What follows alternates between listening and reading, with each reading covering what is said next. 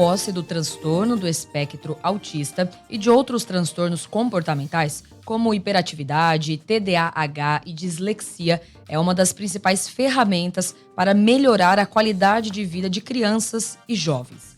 Pensando nisso, o psicopedagogo e pesquisador Celso Cavalheiro lança hoje, sexta-feira, o livro Diagnóstico Precoce do Autismo e Outros Transtornos Comportamentais. Uma lição de amor, a fim de ajudar pais e professores. Ele, que é mestre especialista na área, está aqui no estúdio com a gente para conversar sobre esse assunto. Professor, seja muito bem-vindo, obrigada pela tua disponibilidade.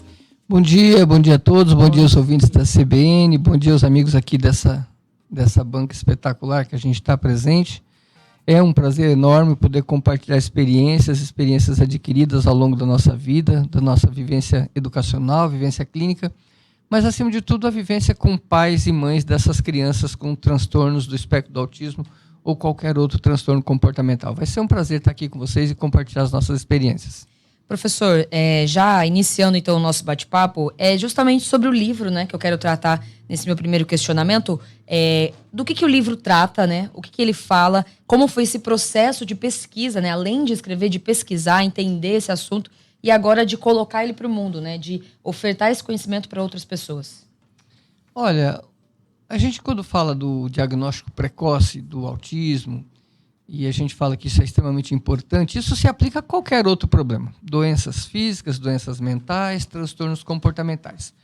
Quanto mais cedo eu diagnostico um problema, quanto mais cedo eu identifico, mais rápido e mais eficaz serão as soluções apresentadas. Então, para transtorno de comportamento não é diferente. Se eu tenho uma criança que apresenta qualquer déficit de atenção, uma deficiência intelectual, ou um comportamento do espectro do autismo, como a gente vai falar muito sobre isso, eu preciso intervir nela. E aí, nesse caso, é importante que eu diagnostique isso, que identifique isso o mais rápido possível, e a partir daí a gente começar a estabelecer um plano de intervenção para ajudar essas crianças a terem ganho cognitivo e comportamental. Esse é o meu trabalho, esse é o meu papel. O meu principal objetivo é ajudar que a criança chegue no momento que ela atinja a sua independência.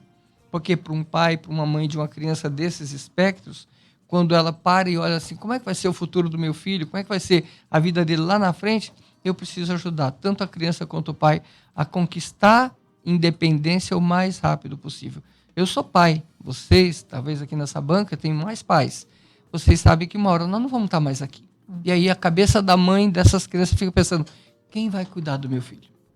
O meu propósito é ajudar os professores a contribuir no processo de identificar os primeiros sinais dos transtornos e ajudar os pais a compreender o que é isso e a vivenciar essa nova rotina que ela vai ter na vida dela e que vai ser para sempre.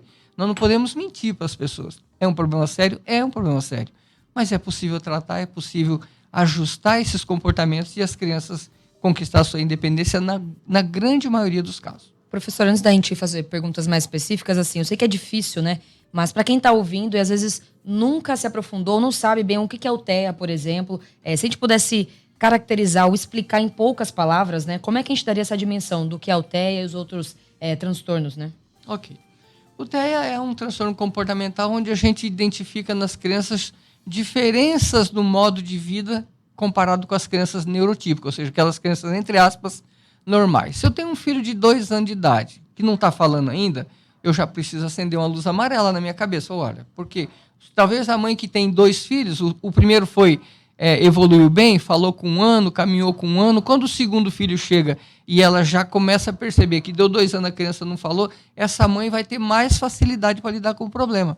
Agora, aquela mãe de primeira viagem, de primeiro filho, em que a criança está lá com 1 ano e meio, 2 anos, não fala, vai no pediatra, às vezes o pediatra fala, não, mamãe, isso é normal. É normal até que ponto? Então, a gente precisa questionar isso. Eu, enquanto pai, enquanto mãe, eu preciso saber o que é normal.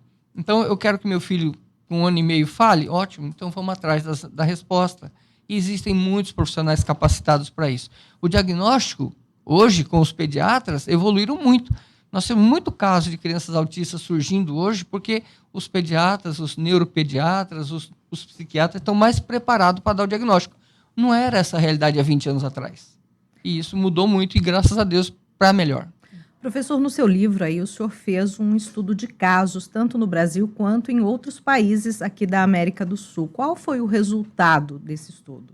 Nós tivemos o prazer e a oportunidade de visitar 2 espaços psicopedagógicos, um em Buenos Aires e um em Montevidéu. Montevidéu, CEPAL, Buenos Aires, EPSIBA. EPSIBA, Espaço Psicopedagógico Buenos Aires. A realidade desses lugares não difere da nossa. O comportamento das crianças, os sinais e sintomas são iguaizinhos. O autismo é igual em qualquer lugar no mundo. Mas a forma de enfrentar e de preparar o enfrentamento que diferencia, talvez, a nossa é uma intensidade maior no atendimento coletivo das crianças autistas. Ou seja, terapias individualizadas e terapias conjuntas de crianças do espectro autista. Ou seja, eu junto numa mesma roda 3, 4 crianças do espectro do autista e trabalho as atividades psicopedagógicas, as atividades multiprofissionais que a gente chama, com TO, com fono, com psicólogo, para que elas interajam com crianças do mesmo nível. Nessa situação, o desenvolvimento delas é mais rápido, é melhor quando elas se reconhecem? Eu diria que elas encontram um ambiente mais feliz entre elas. Quando eu coloco uma criança do espectro do autismo num ambiente das crianças neurotípicas, numa sala de aula onde todas as crianças, entre aspas, aqui são crianças normais. É o que acontece no Brasil hoje. As crianças são inseridas em escolas com salas convencionais, exatamente. Né? As salas convencionais, às vezes a criança se reprime um pouco mais. O autista ele tem uma tendência, além das dificuldades de fala que nós temos agora há pouco, ele tem uma dificuldade de socialização. Então há uma possibilidade muito grande que aquela criança continue se retraindo lá, e lógico, é necessário que a gente invista para que ela melhore nesse sentido. Mas essa criança nossa que vai ficar um pouquinho mais individualizada, mais quietinha no canto dele, lá no recreio ele não participa do lanche coletivo. Nessas salinhas de atendimento seriado que a gente vivenciou lá, os lanchezinhos são coletivos entre eles e as crianças interagem bem. Então, a pouco a gente acredita que nós vamos evoluir para isso também aqui. E é possível até que já tenha pessoas fazendo isso no Brasil. E a gente, claro, não conhece todas as realidades, mas eu fiquei muito feliz de ver que a atividade de crianças iguais, entre elas, autistas, no mesmo grupo, tem dado resultado bem satisfatório, principalmente na expressão facial deles. Expressão de alegria, de felicidade de estar naquele ambiente. E como é que o senhor avalia a situação aqui de Mato Grosso do Sul, especificamente, em relação, por exemplo, à rede escolar? As escolas estão preparadas para receber esses alunos? Os professores conseguem, por exemplo, diagnosticar um aluno que ainda não foi diagnosticado e conversar com os pais para encaminhamento? A pergunta é muito oportuna. O Estado de Mato Grosso, no ano 2018 para 2019, deu um avanço muito grande no aspecto legal. Criou-se uma lei de inclusão definitiva no Estado de Mato Grosso. Quero aqui, se me permitirem, quero cumprimentar o governador atual, os deputados daquela legislatura, porque tiveram esse olhar. Tiveram esse olhar, e claro, deve ter tido muita manifestação de pais e mães nisso, eu acho que isso é legal também, mas o Estado evoluiu no sentido de ter uma legislação específica para as crianças com necessidades especiais, entre elas o autismo e outros comportamentos. Muito bem. O Estado criou a sua lei macro. Cada município precisa se adequar a isso. Eu cito com muito carinho o município vizinho nosso, que é Ribas do Rio Pardo, que já tem legislação específica, municipal. Cada município do Estado precisa evoluir. Se as escolas estão preparadas, eu acho que ainda não. Temos legislação, mas nós não temos toda aquela estrutura, macroestrutura que precisa, tanto para a inclusão da criança, no momento em que tem que estar incluso na sala de aula coletiva, quanto aquela no atendimento individualizado. Capacitar os professores de apoio, por exemplo, que é uma grande necessidade. Eu não posso atender uma criança autista ou hiperativa ou que tem transtorno da desobediência obsessiva com um estagiário. Me perdoem, mas o estagiário não está pronto. É um profissional que está sendo moldado ainda, está em formação, né? Então, alguns municípios adotam essa postura de colocar estagiário como professor de apoio. Me perdoem, mas está errado. Não vamos aqui colocar a máscara nas coisas. Mas, como eu disse, o Estado está pronto, a legislação existe, precisa ser colocada em prática. E eu vejo o professor como o principal ator nesse processo de identificar os sinais do autismo lá na educação infantil. Então, eu tenho um carinho muito grande com a professorinha, com o professor lá das séries iniciais, porque esses profissionais são os grandes atores envolvidos no processo do diagnóstico precoce, porque eles alertam os pais: olha, o teu filho está com um comportamento diferente. O teu filho está andando na ponta dos pés, um sinal de autismo. Seu filho está recolhido ali no canto, ele não lancha, ele não participa, não interage, sinal de autismo.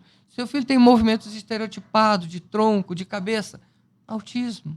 O Só para quem estiver só nos ouvindo aqui, quando o senhor fala movimentos estereotipados, é aquela criança que balança o corpo para frente e para trás, para frente. É isso que o senhor quer dizer, né? Além do balançar do corpo para frente e para trás, que é uma característica bem apropriada para identificar sinais do autismo, a gente tem mãos de abano, a gente tem o brincar diferente, as crianças que colocam seus brinquedinhos todos alinhados de uma forma retilínea, uniforme, esse preciosismo no brincar da criança, colocar o carrinho com as rodas para cima, em vez de brincar com a roda no piso, ele prefere brincar com a roda no alto, ou ficar, por exemplo, ter um hiperfoco num ventilador que está funcionando, ou na tecla da luz. São sinais que a gente consegue identificar e a gente consegue passar isso para os professores, especialmente lá da educação infantil, capacitando eles a identificar esses sinais e eles levar isso para os pais. Eu falo no livro que os pais passam, às vezes, menos tempo do que os professores com as crianças. Imagina a mãezinha que deixa teu filho numa creche 6 da manhã. Ela vai voltar e pegar aquela criança de novo 17 horas. Ou seja, das 6 da manhã até as 17 horas, essa criança passou mais de 8 horas lá na escola. Depois ela vai para casa, a mãezinha dá banho, troca, dá comidinha, dá um cheiro e põe a criança para dormir. 8 horas da noite a criança já está dormindo, porque no outro dia tem que estar na escola de novo. O que quer dizer isso? O contato da mãe é menor com o filho do que o contato da professora. Por isso que eu valorizo muito o papel do professor no diagnóstico precoce desses transtornos.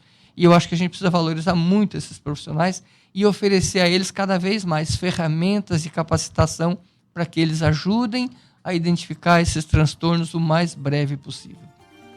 E, professor, eu tenho uma dúvida, assim, como é que tá? O senhor falou muito de que agora é mais, não é que seja mais fácil, mas talvez os profissionais estejam mais capacitados a fazerem esse diagnóstico, né? Mas como é que tá essa relação dessas pessoas com TEA, com transtornos, enfim, não só o autismo em si, mas como é que tá essa relação deles com o mundo e o mundo com eles, sabe? Será que nossa sociedade, além das políticas públicas, ela já está pronta para se relacionar com essas pessoas, entender os obstáculos, enfim, mediar essa evolução, esse crescimento das pessoas com autismo, com TDAH, enfim, como é que está a nossa sociedade nesse sentido?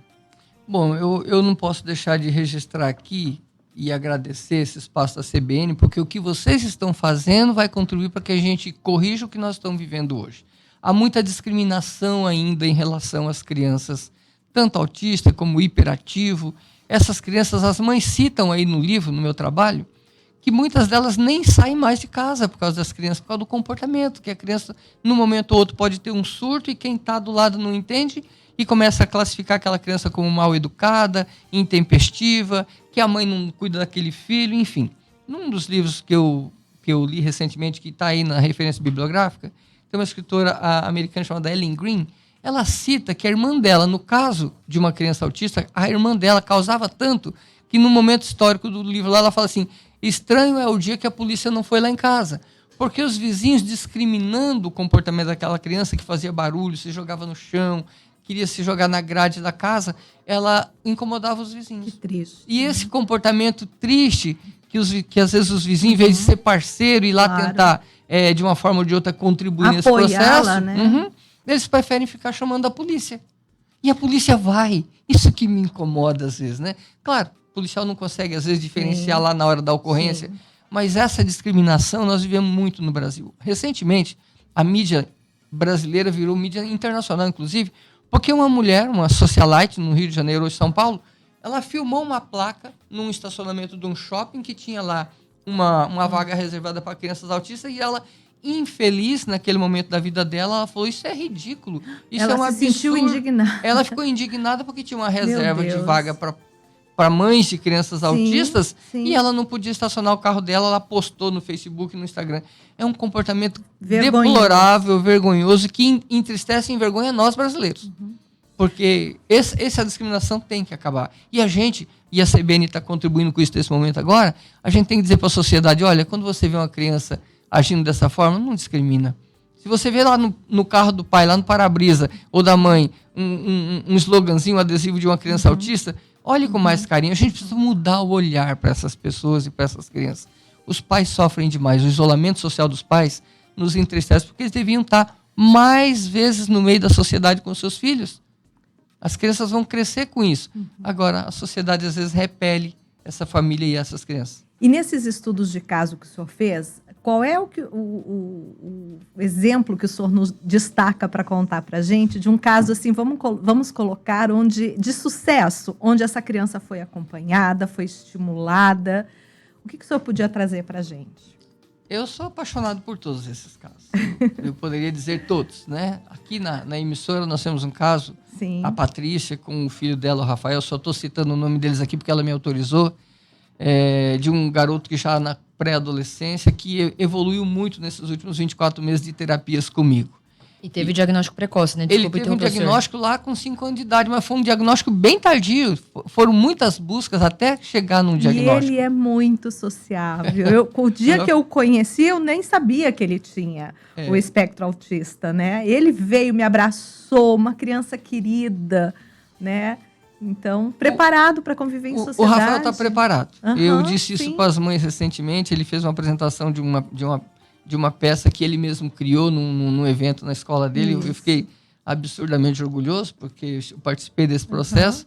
E além do Rafael, temos uma criança que vem de Anastácio, que vinha todas 3 vezes por semana, numa van, saía às 5 da manhã de Anastácio para ser atendido por mim às 13 horas. Nossa. Uma criança de 3 anos de idade. Mas o que eu preciso valorizar nisso aqui? As mães. A mãe, né? Incrível. Quando eu uso o termo uma lição de amor no meu trabalho, eu estou me referindo a essas mães. Essas guerreiras que não têm obstáculo, que não vê limite. Essa mãezinha de Anastácio me enche de orgulho, porque pobre, carente financeiramente, o marido trabalha num frigorífico no município de Anastácio, ela não tem como trabalhar porque ela precisa ficar em casa para cuidar dessa criança autista, e ela não mede esforço, e ela vai estar hoje lá no lançamento do meu livro. Eu convidei todas essas mães que são estudos de caso, e a gente vai ter o prazer de abraçá-los e beijá-los, porque é uma coisa que eu faço com um amor muito grande. Vai ser uma noite emocionante. Sintam-se convidados, todos aqui dessa banca. Professor, quero até aproveitar, a gente encerra a nossa entrevista agora, né? Professor Celso Cavalheiro, já vou deixar aqui então para você que está acompanhando a nossa entrevista. O livro vai ser lançado hoje, sexta-feira, às 7h30 da noite, lá no Senac Hub Academy, que fica na rua do Parque, número 75, ali em frente ao Horto Florestal. A entrada é gratuita, você não paga nada, pode ir lá conhecer o livro, um pouco mais dessa história, encontrar as mães. Tem aí também o livro passando pra gente, pra você já dar um confere. E quero registrar a participação da Celise, nossa ouvinte, que falou assim: top essa entrevista sobre o TEA. Bacana. Então é muito bom ver que as pessoas estão acompanhando. Também teve participação do João aqui no nosso WhatsApp, ressaltando a importância de falar sobre a questão do autismo, que é pouco conhecido. Então, a gente fica feliz por essa divulgação, né, professor? Muito obrigada pela tua disponibilidade em falar sobre esse assunto e que esse lançamento, né, possa alcançar mais pessoas. Eu que agradeço a oportunidade, agradeço a todos vocês, agradeço aos ouvintes. Eu preciso registrar aqui também um agradecimento especial à Life Editora, que abraçou meu projeto, que acreditou no meu projeto. Esse trabalho é um projeto que a gente bancou, ele é um projeto de recursos próprios. É um projeto de pesquisa mesmo, uma pesquisa, né? Pesquisa a de campo. 18 meses de profundo Parabéns. trabalho e de um carinho muito grande. E a Life foi grande parceira, acreditou na gente. Então eu quero registrar aqui e deixar um abraço pro Walter, que é o meu editor, que realmente abraçou a gente. Parabéns, e tá aí uma dica de presente pro Natal, o seu livro. Sem dúvida. Se você ainda não escolheu o seu presente de Natal, você que está nos ouvindo, dê um livro de presente. E, se possível, diagnóstico precoce do autismo. Um beijo a todos, obrigado pelo carinho, por essa mesa e pela emissora CBN, que oportunizou que as pessoas recebam esse nível de informação. É isso, a gente vai ao intervalo e daqui a pouco tá de volta. CBN Campo Grande.